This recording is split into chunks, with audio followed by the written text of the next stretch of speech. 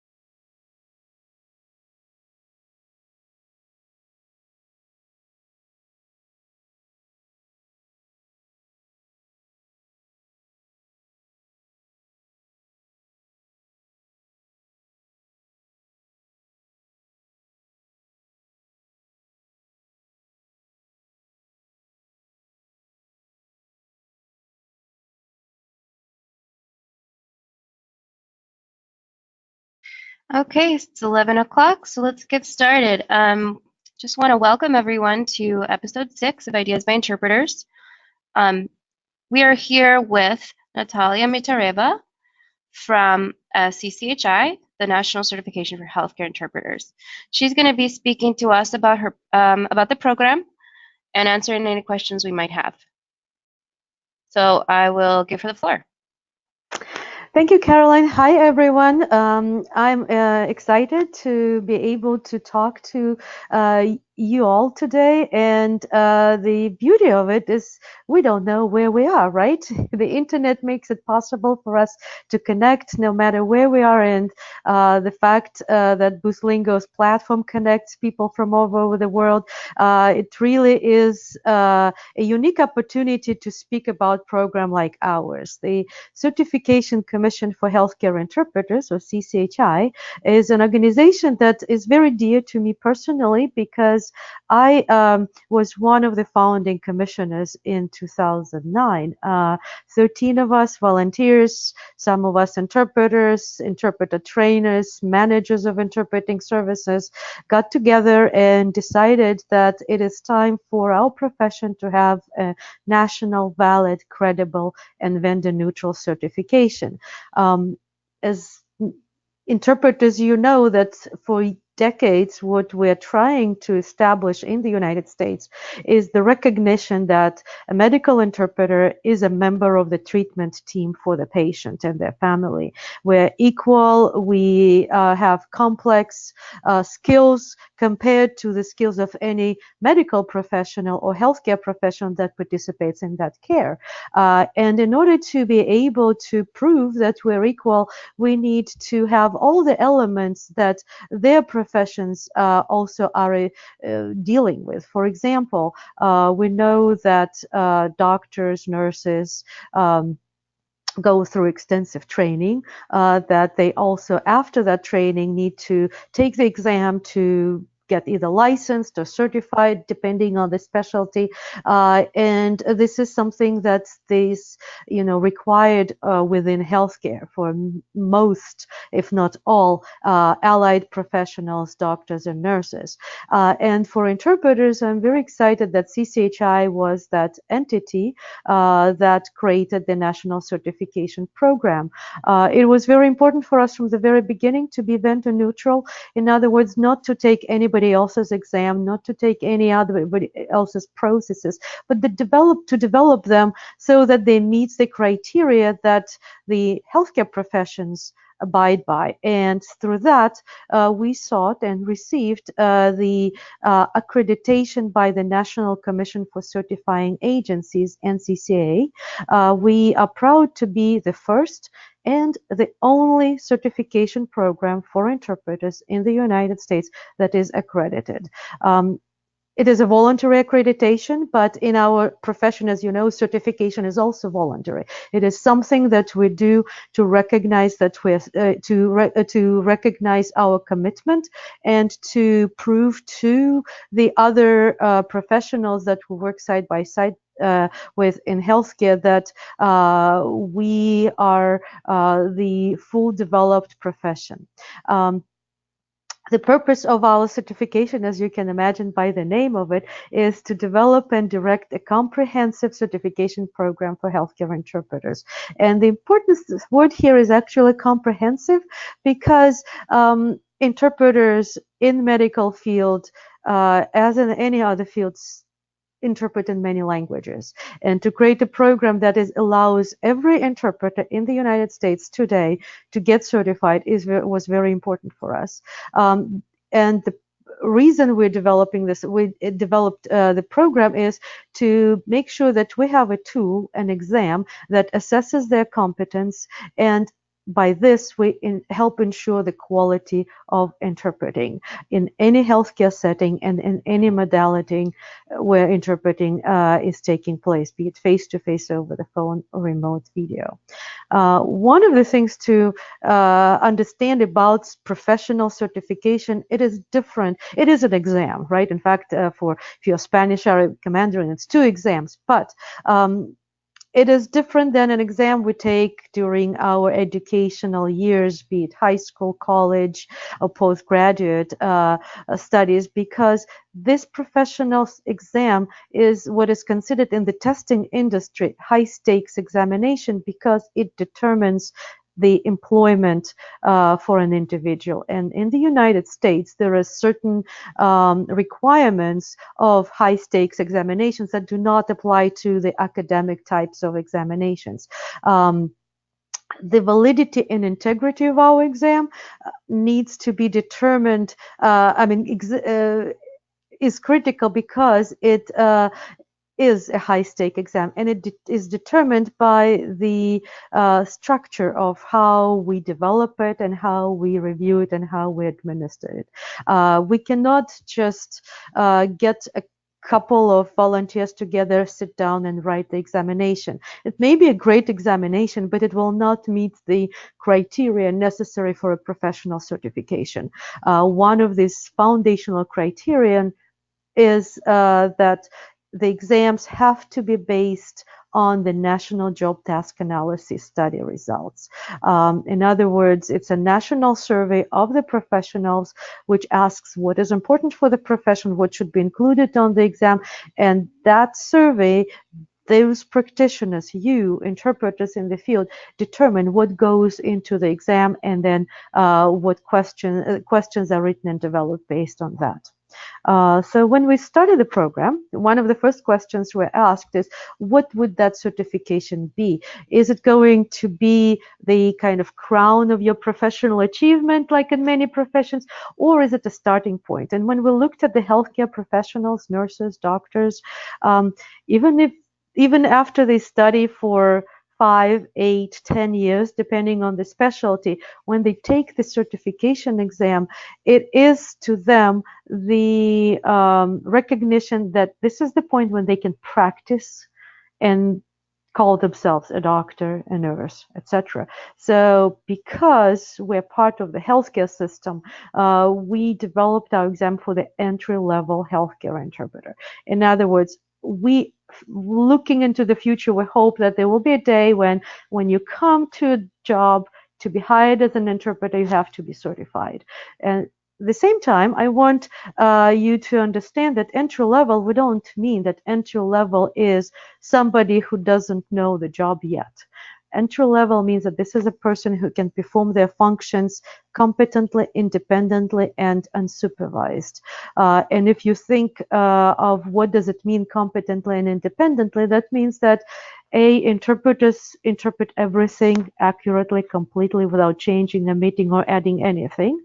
Right? Independently means that when they come across linguistic challenges like unknown terms, unknown situations, unknown words, they're able to resolve those to the benefit of both parties, the patient and the provider, and they're able to do it unsupervised. Yes, at some point they may have to debrief, to check in with their supervisor, but on the job they're able to handle situations in a professionally competent manner.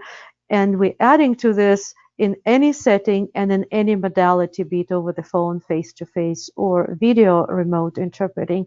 Where in any healthcare setting and healthcare interpreting, in healthcare, it also is a challenging component, because that means that any entry-level certified interpreter should be able to interpret for a BGYN appointment, for cardiology, for neurological consults, for dentists, for dietitians, for physical therapists, for financial aid people who help patients pay for their medical appointment. So all these services encompass healthcare. That's why when we chose our name, we didn't call it medical interpreter, because medical, the word medical, has a slightly narrower meaning, right? If you think about it, it means like really medical means like clinical encounter or a specific medicine setting, while healthcare interpreter encompasses all the services that exist in the United States to address health needs of patients.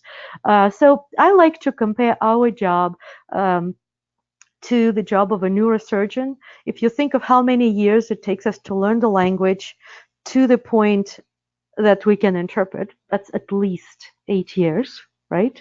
So the comparisons of studies similar. And then on the first day, a neurosurgeon, let's say they need to do a brain surgery, they need to be able to open the skull of the patient, fix whatever they're doing there, sew everything up, wake up the patient, and the patient's should kind of be the normal person after all that surgery, right? Same thing with the interpreter. We have to be able to interpret for the patient who could be low education level, for the highly educated specialist who has no time and to really adjust their conversation to that uneducated level. And we need to do it very fast so that the appointment doesn't last 3 times longer than the appointment for the patient without the interpreter. So our profession is very complex. We should be proud of attempting to be part of this profession. And for that reason, entry-level certification really is just attesting that you're able to do that complex job that the neurosurgeon is able to do on the first day, and so can we. The only part that entry level doesn't address, I mean, is not expected of an entry level interpreter, is the experience. We recognize that an entry level certified interpreter have not worked in every possible setting, and they may have challenges with specific medical terminology. But as you know, I mean, as you, the professionals, know, compared to the outside world, interpreting is really not about words. You can always stop the conversation and clarify with the patient, with the doctor, what that word or term actually means. So you don't need to remember every word. Nobody knows every single word in every language. So interpreting is about this ability to convert messages accurately, completely in a culture and in a culturally competent manner. So what kind of certifications we offer? 2. One is called Core CHI, which is the certification of the interpreter's core knowledge about healthcare interpreting. It's in English, it's available for any interpreter in any language, and the important thing to keep in mind, the word knowledge. Knowledge means that this is something that you can learn in the books. In our case, as you know, there are not that many books about healthcare or medical interpreting. There are just a couple of textbooks out there, but we base our knowledge on the codes of ethics, standards of practice that are adopted nationally. And for that reason, the core knowledge could be tested as a multiple choice exam. And then the second certification is language-specific performance certification, where we actually test your interpreting skills. And that one is available in 3 languages at this time: Spanish, Arabic, and Mandarin. But Core CHI is accredited as standalone certification, and CHI Spanish is also accredited. And for CHI interpreters of Spanish, Arabic, and Mandarin, they have first to take this exam, the Core CHI exam, and then the language performance exam, and only then they can receive the status of certified interpreter.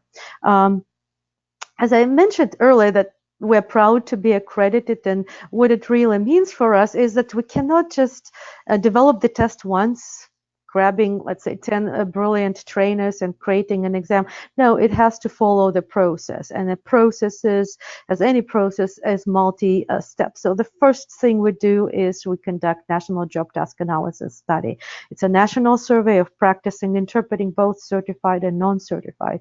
We've done already twice. The requirement is to do it every 5 to 7 years. So our last job task analysis was in 2016, and based on that results of that survey, we ask you questions. Do you interpret consecutively? How often you do it? How important it is to be able to interpret consecutively? Or do you need to know medical terminology? Or do you need to know how to search the web for medical terminology? So it's a pretty extensive questionnaire there that helps us then develop exam specifications.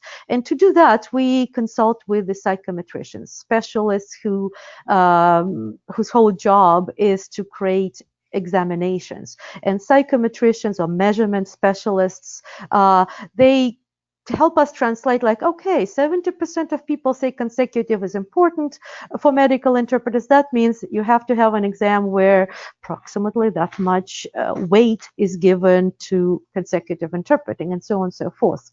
Then after we have those specifications, in other words, each question, what percentage, etc., we have to within a team of volunteer practicing interpreters to develop and write the items. Again, it's a requirement of our accreditation. It will be much easier for me. My background, I didn't say that, but my background is teaching interpreters and translators. I have masters in philology and teaching English as a foreign language, but I spent years teaching interpreting at a university in Russia. Then I did the same thing in the United States since 96. So since 2000, 96 is when I moved here. But anyway, it would be easier if we could just contract with trainers, but the requirement is that it have to be a group of people who represent the profession in all its complexity. In other words, multiple languages, multiple interpreters who are freelancers, who are staff interpreters, who do, over the phone, video, or both, or just face-to-face. And they have to be volunteers because these writers should have no vested interest in the outcome of the exam. Because we at the Commission, of course, we want our exam to be successful, so we have a vested interest. So this has to be volunteers. So part of the things that we are doing annually is convene these groups of volunteers to write new items. Then we have our testing company create the actual exams, which is online. And as you can imagine, it's all kind of computer coding and all this other good stuff. Then we administer this exam, and we have psychometricians who helped us create the specifications, then analyze how did the exam actually measure what the National Job Task Analysis Study told us we should measure. And if there are any need for adjustment, then we do it. For the multiple choice exam, adjustment is like the question we wrote, everybody answered it, 100% is correct. So that means it's too easy. Everybody knows it, so you need to find a question that is a little harder on the same topic. Or let's say question only 5% answered. That means that it's too difficult, that it's just so such a minutiae element of our profession that we really don't need to ask that question. So we discard those questions and we create new questions following the exam specifications. So and then we repeat it annually and on a 5-year cycle. The reason I'm going into this detail about how it's created so that you understand that it's a very complex process, and when we 13 interpreters, trainers, and managers got together almost 10 years ago, we didn't realize that this will be that complicated. But I'm happy we did, because now we truly can say that our exam is on par, is equal to the exams of such professions as doctors, nurses, lawyers, etc. Because of that, we hope that we moved our profession to the level that is recognized in this country as it should be. So, who can take our exam? Well, the first is easy. You have to be 18 years old. And I know for some people who are not familiar with our field, that seems like a little like, seriously, guys, it's a no-brainer. But you all know that in this country, we still have children interpreting for their parents, for their family members, and that is unacceptable. So to by writing out this criteria, we are advocating for our profession, for the recognition that our skills are too complex for any child, no matter how good their intentions, how brilliant they are, to be able to do the job as it should be done. Second requirement is to have high school diploma or its equivalent from any country. United States, Russia in my case, or any other country a person could be from. It is not a low expectation. I can tell you why, because if you think of who the interpreters are in the United States, they are mostly immigrants or refugees. And if you're talking about refugees, which are all those languages of limited diffusion, the ones that are sometimes called rare languages or less common languages, Kinyarwanda, Nepali, Karen, when you're a refugee, you may not have an opportunity to go to school beyond high school that is taught to you at a refugee camp. So for that reason, to be equitable, to allow any language interpreter to take the certification exam, our requirement is only high school. However, when we did this study in 2016 and asked about the education level, we discovered that more than 3/4 of all certified interpreters or respondents actually have bachelor's, and about 14% have masters, and some percentage have PhD. So even though this is the very low educational requirement, the reality of the profession is very few practicing interpreters are actually have just high school diploma. The third requirement, and that one is more specific to our profession, is 40 hours of healthcare interpreter training. I kind of tried to highlight both words because, first of all, it needs to be interpreter training, not translation, not medical nurse, not, court, not any other allied profession. So it needs to be about interpreting. And secondly, it needs to be about healthcare, because court interpreters have a different code of ethics. They use the same skills, and so we count some of their training. But ultimately, in the United States, we have seen during this last 10 years a rise in a lot of programs that offer at least 40 hours of medical interpreter training. And it could be non-academic, in other words, combination of different webinars and or on-the-job, formal on-the-job training programs. And then last but not least is, again, the obvious thing, proof of language proficiency.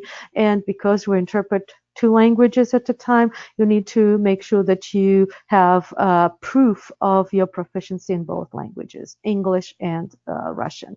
You can find all these things about certification and many more on our website, cchicertification.org. The quickest way is if you go to this little quick access button, Get Certified, or if you're going to the menu, you can click here on that certification tab, and you'll get all the information. And everywhere there you will, from any of those pages, you will get a link to our candidates examination handbook. Strongly advise you to read it and continue reading it even after you get certified, because this is the book which has all the policies for both people who want to get certified and for those who already are certified and want to renew their certification. And we update it at least annually, sometimes twice a year. So the current edition is of this August.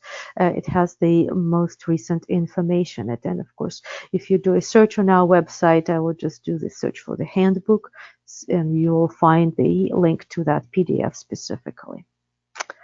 The next interesting question always is, how much does it cost?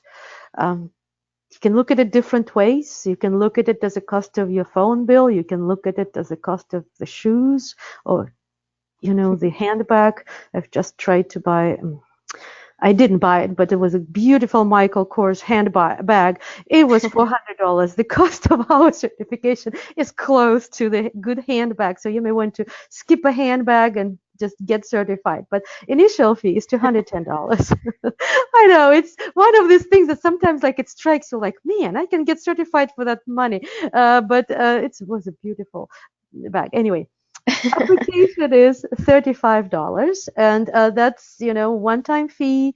You pay it so that we can review all these eligibility requirements, and at the same time, because we expect people who apply actually to be approved, you pay the exam fee, $175, which is for that knowledge written multiple choice exam. So the total first fee is $210. And then after you pass the exam, if you speak Spanish, Arabic, and Mandarin, you have to take the second exam, which is CHI performance exam. That exam costs $275. I can tell you right now why there is a difference in the exam costs, because core CHI exams is scored by the computer, right? Automated formula. Nobody sits and watches over it. CHI exam is human raters, and I'll talk to you about the process. So we actually have employees who have to pay for each exam to score. So that's the cost that is accumulated there. All fees are non-refundable in terms of we can extend your time where you can take it, and therefore one take. In other words, if you fail on exam, you'll have to pay the exam fee again. The only thing you don't have to pay again is the application fee. How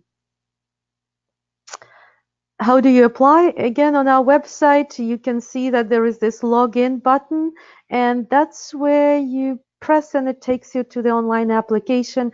It's electronic. You have to upload documents. I want to warn you that even your high school diploma or your language proficiency proofs, that make sure you have them. The quickest way is to just take a picture with your phone, and then I know we had several candidates who were able to do the full application just from their phone. So it's not a hard application. Takes about 20 minutes if you have all the electronic documents ready. Now let me talk about the exams, what is on it. The first exam, the written exam that everybody takes, the whole purpose of it, and that's what's kind of like this little piece of the pizza out here, is to see that the candidates really have critical thinking and decision-making abilities. That's important because, as I said earlier, interpreting is not about the words. It's about making these decisions every minute, every second, or half a second. Which word are you going to use? I'm going to interpret, or I'm going to clarify.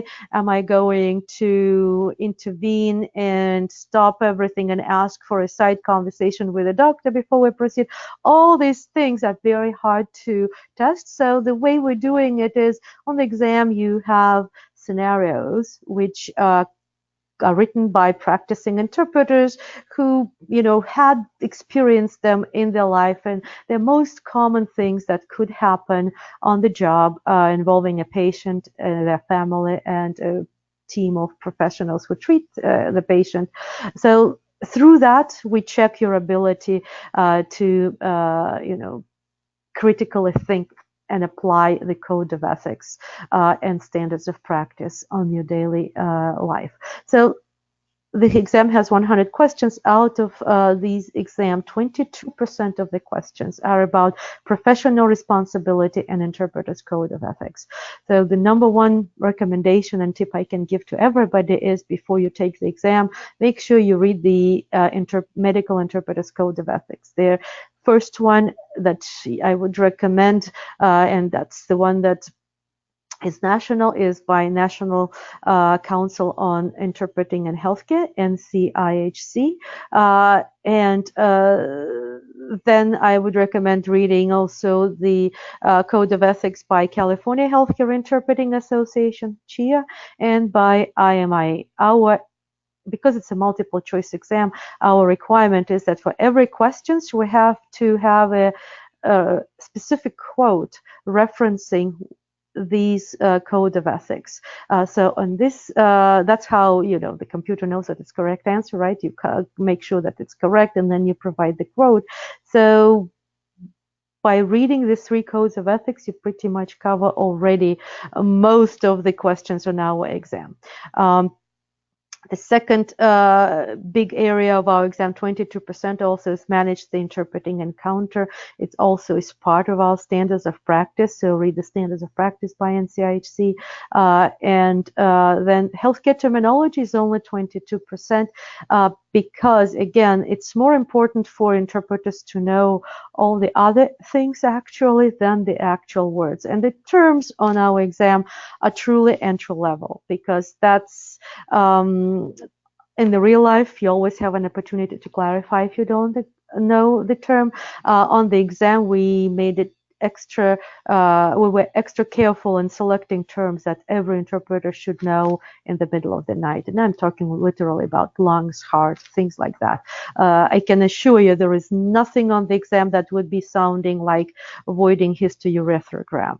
No, it'll be more about the arteries, veins, that kind of stuff, stomach. 15% of the questions on the exam about U.S. healthcare system, because it is so different from what patients are used to. It is our jobs as interpreters to really understand U.S. healthcare system, and then we would be able to be a better bridge between the patient and the providers. And then 19% of the exam is cultural responsiveness, because language and culture are so intertwined that it's impossible to be an interpreter without being aware of the culture of the patient. But I also want to remind you that we're interpreting for two sides always. So the culture of the healthcare providers should also be taken into account. And for us as interpreters, both cultures are equally important. In other words, we are not on the side of the patient, we're not on the side of the provider, but we understand both the language and the culture of these sides, and we're able to help them communicate with each other effectively. So, as I already mentioned, that this exam, this knowledge exam, is the same for interpreters of any languages. If you are an interpreter of Russian, French, Kinyarwanda, Hmong, Somali, you take that exam and you receive the core CHI certification. You are done. But if you're an interpreter of Arabic, Mandarin, Spanish, you have to take the oral performance exam. But this exam, the written exam, is computer-based, has 100 multiple choice questions. You get 2 hours to complete, and on the screen there will be a timer showing how many minutes you have left. And it can be scheduled at any time across the United States. There we have many sites, you just call out after you get a notice to schedule from us. You call and schedule your exam. It's very straightforward. The other good part about this exam is that you know your score right away, because it's multiple choice. You printed out a score, and how do we score it? As I mentioned, it's already all calculated by a formula, which we didn't make easy for you, because we all been students. We all know how people could think and try to study for the exam or study for the formula. That's why our formula is pretty complicated, and then it's weighted and scaled. The lowest score you can get is 300. The highest is 600. The passing is 450. And because, as you saw, each of those areas, each of those domains of the exam, cultural responsiveness, terminology, your healthcare system has different weight in terms of percentages. I can't really tell you how many questions you need to ask correctly. It's not like I don't know how many questions you need to ask correctly, because you need to answer enough questions in pretty much different domains correctly to pass the exam. This is intentional, because our exam doesn't test whether you read the code of ethics. It tests whether you are ready to perform in a secure and competent manner on the job. For that reason, our score reports that you will receive, like it will say, let's say on medical terminology, you did 75%. The normal logic of any student tells me 75% shouldn't be too bad, right? It's maybe not still good enough for this exam, and that's what proprietary formula that cannot be revealed comes into play here.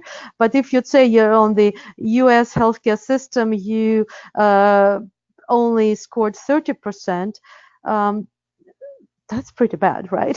so I cannot, give you specific numbers, but I would say that what we all try to shoot for to be at least above 75% in every core, on every domain. Before I go to the other exam, Caroline, do we have any questions or anything about the written exam? Yeah, about the written exam specifically, let's see. Well, I have more general questions, and maybe I can get to Okay. kind of towards the end.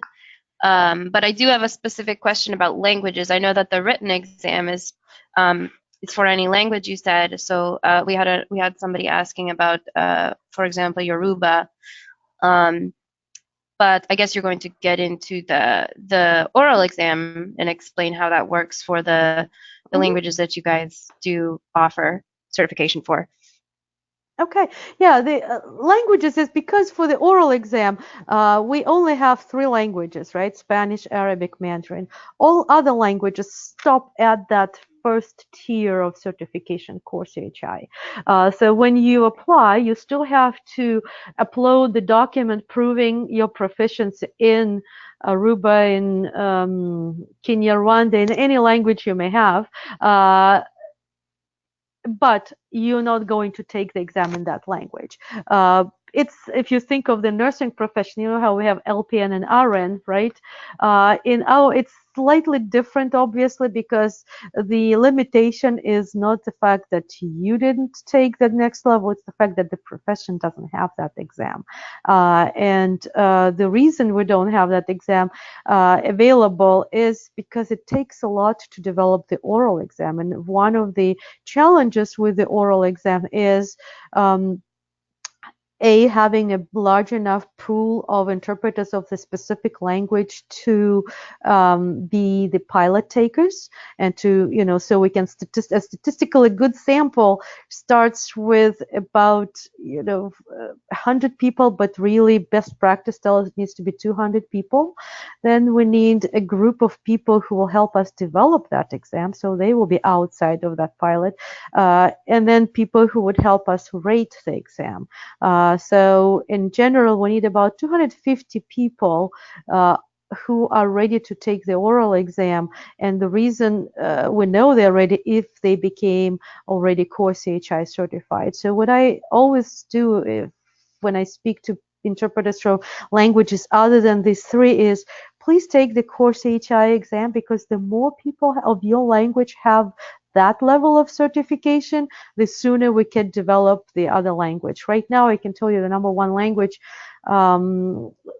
that has like around 115 or something like that interpreters is Russian, and after that it's Vietnamese, Cantonese. So it really is important to get that first exam out of the way now, and wait till we get the new exams or any other solution. So let's talk about the oral exam. The performance exam, based on the job task analysis, the specifications are the following. So the 75% of your score and of the exam itself is interpreting consecutively.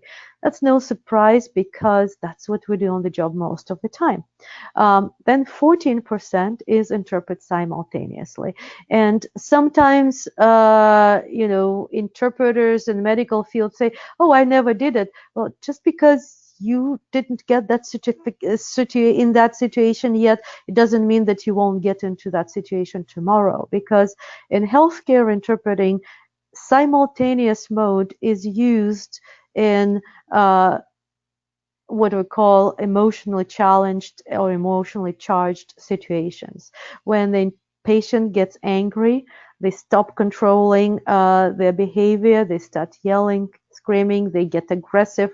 This is when the interpreter has to switch to simultaneous, even for the safety reason. Because if an English-speaking patient starts getting angry and start getting, as you guys don't know anything, to the point I'm going to come in, get my gun and shoot you, right? The English-speaking doctors have the opportunity to react and de-escalate and ascertain if that patient is truly belligerent or if they're just upset. We, the interpreters, are that safety tool that by switching to simultaneous mode in these situations, we are becoming the voice that helps the healthcare providers also either call security or, pat the patient on the back and say, come down, I understand you, this is wrong, we're going to fix it. So the de-escalation part is up to the providers, but we have to alert them that they need to start getting ready to de-escalate.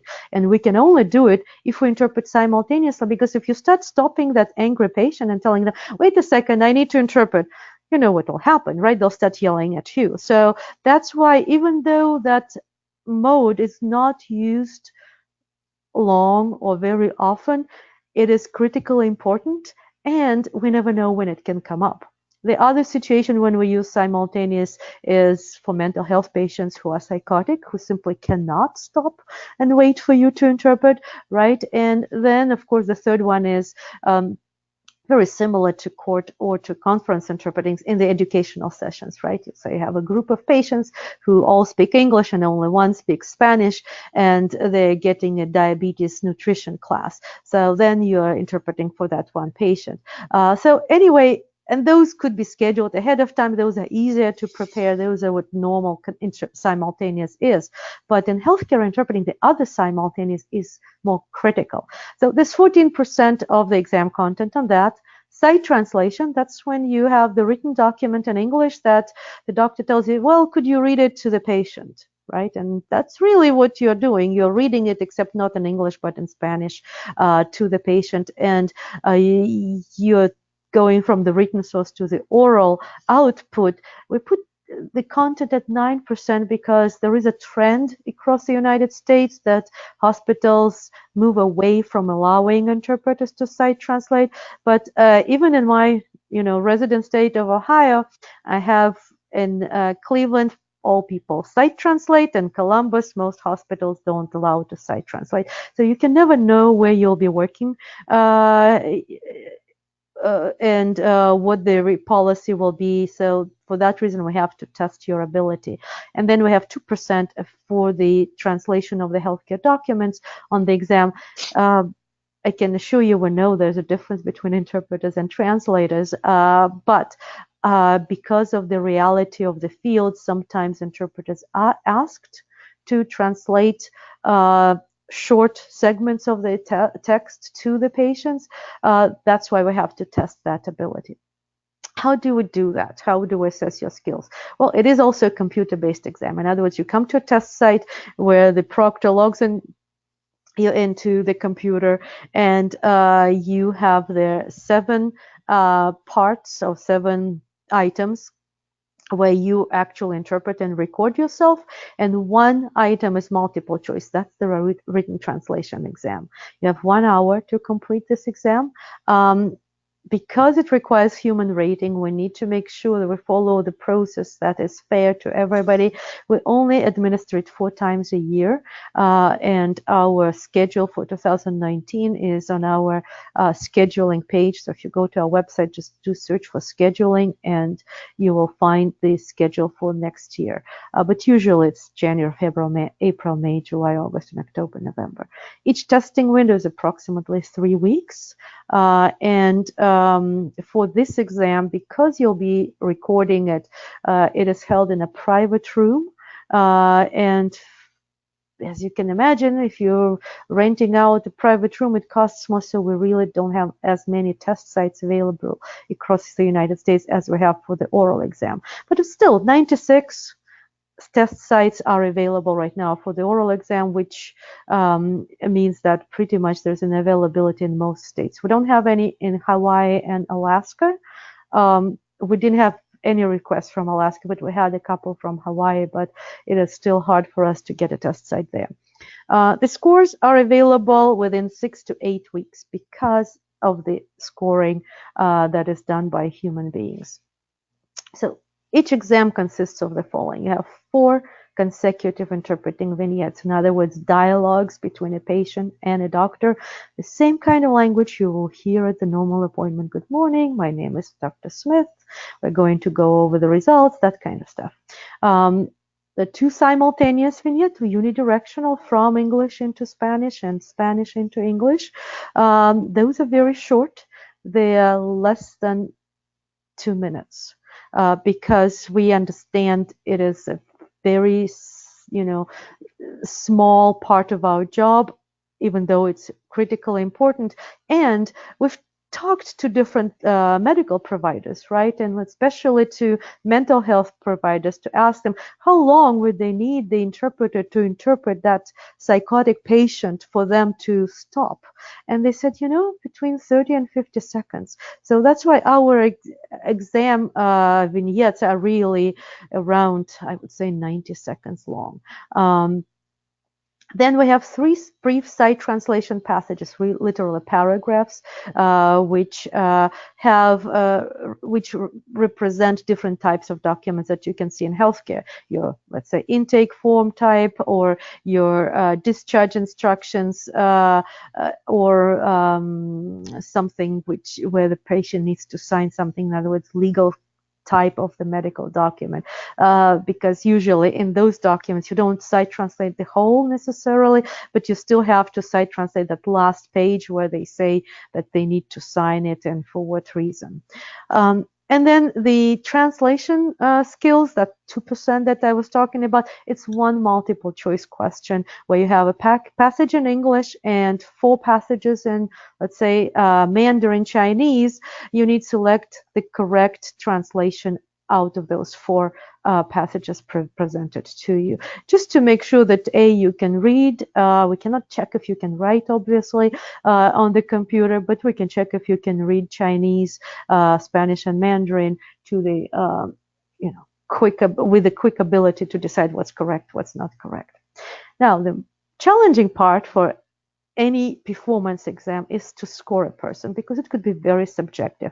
So we try to make sure that we are as objective as is possible for human beings. So raters don't know your identities. What they do is they just listen to one recording at a time, and they don't know in the end if the candidate passes exam or fails the exam. That's not their job. Their job is to listen to each oral recording and score it. We have 2 raters who do this for each recording, so potentially your exam could be scored up to 14 raters. They do not see each other's scores. They cannot correspond to each other and check, do you think this person needs to get this or that? No. If the 2 raters disagree by 1 point, then that recording goes into the pool for the 3rd rater, and they rate, and then the formula calculates the highest score for the candidate based on these 3 ratings. So it's always in your favor, not in the favor. So it's never the lowest, it's always the highest score. The total scores, again, are weighted to different formula, not the same as the written exam, but ultimately your passing score is still 450 points. And believe me, every testing window, I'm always feeling sorry for people who scored 449. And I can tell you, so you're aware of that you may be that person. But 449 to me usually means that the person was very nervous because it's so close. And we have many people who then retake, and then the next time they pass.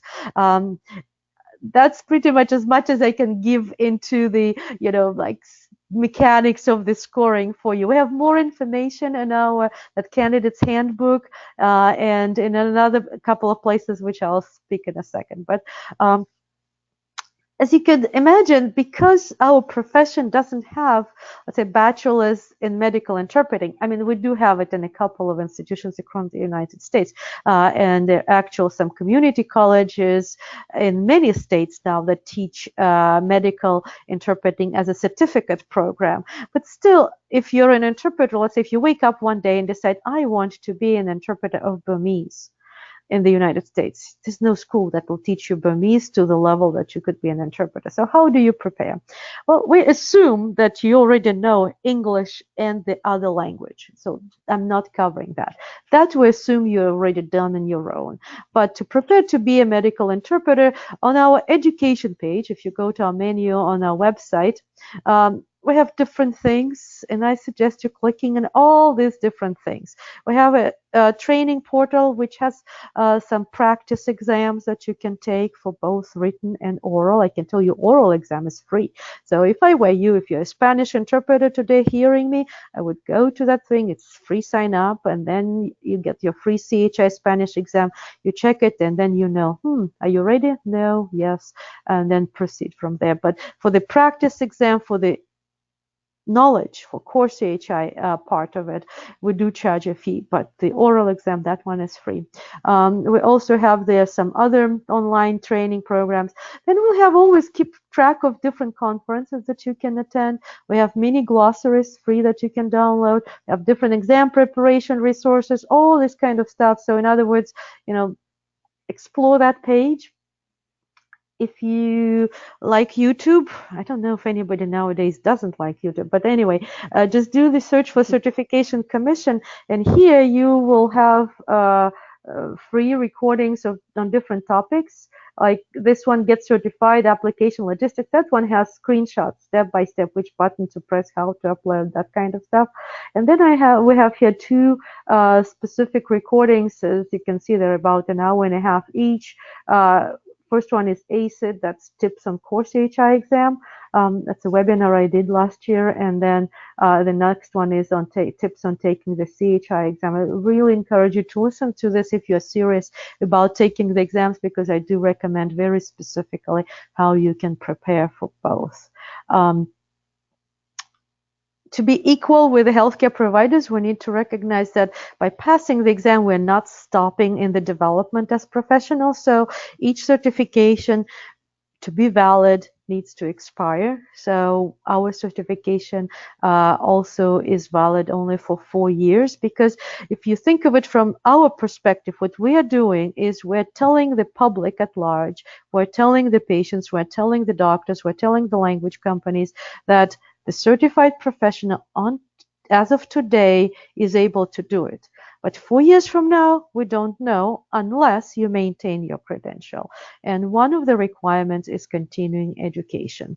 We break it down into 2-year cycles because, again, we're like everybody else. We want to do everything at the last moment, and we do not want our certified interpreters to wait all 4 years. So you're supposed to have 16 hours in years 1 and 2 and 16 hours in years 3 and 4. Then we also require interpreters to actually work as interpreters in the medical field after the certification. And it's 20 hours per years 1 and 2 and 20 hours for years 3 and 4. 20 seems low for if you're a staff interpreter. Obviously, you'll do it in half a week, but for languages that are very rare, and even when you are working over the phone, you still don't get enough hours. That is a very, good and equitable number. And then we have to pay the renewal fee because we have to review all of these hours that you are submitting. So it's the total for 4 years is 300, but you can pay it consecutively. In other words, at year 2 you pay one half for all this experience and continuing education, and then at year 4 you pay the other half. It's up to you, but we do recommend to do it consecutively, just because, let's say if at year 2 you submitted your 16 hours of continuing education and we discover that out of the 16 hours 2 don't count, you have our grace period to take 2 hours. If you wait till year 4, you may lose your whole certification and have to start the process all over again. And if you want to hear from us, you can subscribe to our newsletter, which is on any page on our website. At the bottom, you have the subscription option. But also, we are very active on social media, where we post different things, and we have a couple of interesting things coming up this week. So if you're a Facebook fan, or Instagram and Twitter, LinkedIn, we hope to see you there. That's what I had to share. Okay, great. Thank you so much, Natalya. We have a few questions here, just in the last few minutes that we have left. So I'm going to go through them and just pick out a couple. Basic tips in terms of if you're just starting out as a healthcare interpreter, what would you say is the most important kind of first step, I guess? Well, the most important first step is to definitely read the codes of ethics that I mentioned. The NCIHC, National Council on Interpreting in Healthcare. It's a national, I would say, powerhouse of medical interpreting. You can become the member. The individual membership is $55 per year, but you get access to their free webinars, etc. But also, you don't have to be a member to read their codes of ethics, because that will show you how it is different compared to court interpreting or conference interpreting, because it is very specific with very specific requirements. So that's where I would start, with the code of ethics, and then just explore our website, because we have lots of free resources there that don't necessarily require you to get certified. But the more you read about it, the more you would understand what the key issues in the professions are. Because if we put it on our website, that means somebody asked us a question about it. That makes sense. Okay, great. Well, the next question was about the cost of certification. I know you already went over that, so we'll move on to the next one, which is about the Boostlingo platform in volume for relation to core CHI certified interpreters. So the way that, in fact, that we are going to make the platform work, much like you have to have a medical specialized type which allows for you to receive medical calls. We are also going to have that same sort of level um, of certification with CCHI and CHI, core CHI, on our platform. It's just a matter of a couple months for us to get it up and running in terms of the routing and everything. So yes, eventually we are already more and more getting requests from clients for specifically interpreters that have this type of certification, since it's nationally accredited. So it's definitely in your best interest in terms of receiving more call volume and having more access to opportunities for different types of jobs to get certified. That's why we're bringing it up here, because we know how important it is to a medical interpreter, healthcare interpreter. So next question. For Filipino Tagalog language, I mean, like she said, like Natalya said, they have it for the written exam, but not yet for the oral exam. Do you guys have a lot of Tagalog for the Well, written? let me, again, speak a little bit about this core CHI certification. When we look at the numbers, right, of certified interpreters in the United States, it's good to put things into perspective. Let me give you an example. For federal court certified interpreters, right, for federal court interpreters, there's only one language, Spanish. That's all the federal government has, not because they don't want to, just because they can't. So that certification existed since the 70s, and right now they have around 1,200, so 1,200 certified interpreters in the United States. Now, Okay. if we look at the interpreters of sign language, which are interpreting for people who are deaf and hard of hearing, so there the number is around 10,000. Right? Wow. Yeah, that's it. So if we look at the Quite a big difference, CCHI yeah. certified interpreters, we just last month reached the 3,800 certified interpreters. So out of these 3,800 certified interpreters, only 875 are interpreters at the core CHI level. Out of those 875, 115 are Russian, so Tagalog, I'm sure, I mean, I know we do have, but I think it may be like a dozen.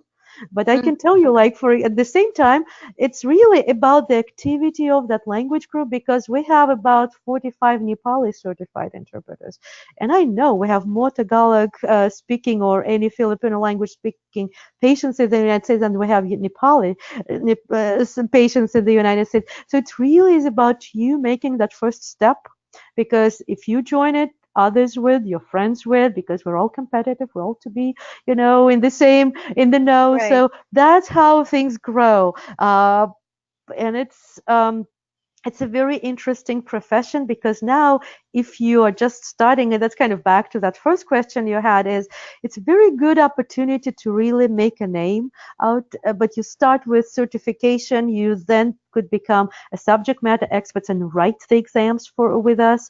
Then you could volunteer and become a commissioner, because the numbers are still so low in the spoken languages group, not at 10,000 even yet. It's easy to stand out than it is for, let's say, interpreters for the deaf or for translators who also have more than 10,000 certified translators. So it's a good profession to make a name and be proud of yourself.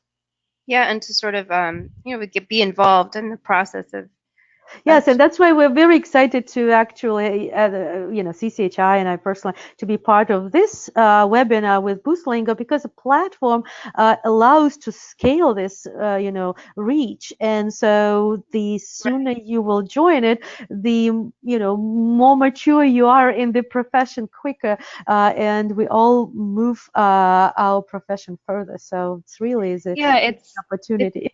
exactly. It's all about, staying on top of the latest and the greatest. In terms of scholarships, I know you guys had mentioned something earlier. Mhm. I had an interpreter asking if there are any opportunities for scholarships. Absolutely. We do offer scholarships twice a year. So right now we just stopped accepting applications on the 31st of October.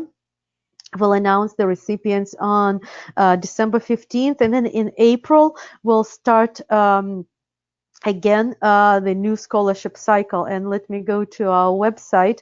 If you go to our website and go to the Discover HCI, which is Discover Healthcare Interpreting, that's where you can get to the scholarship page, and you will be able to see when the scholarships are offered and who the past scholarship recipients were. We have some wonderful past scholarship recipients from Hmong to Turkish and actually the Kinyarwanda and that's in Kirundi. So that's I use that because that language as an example a lot.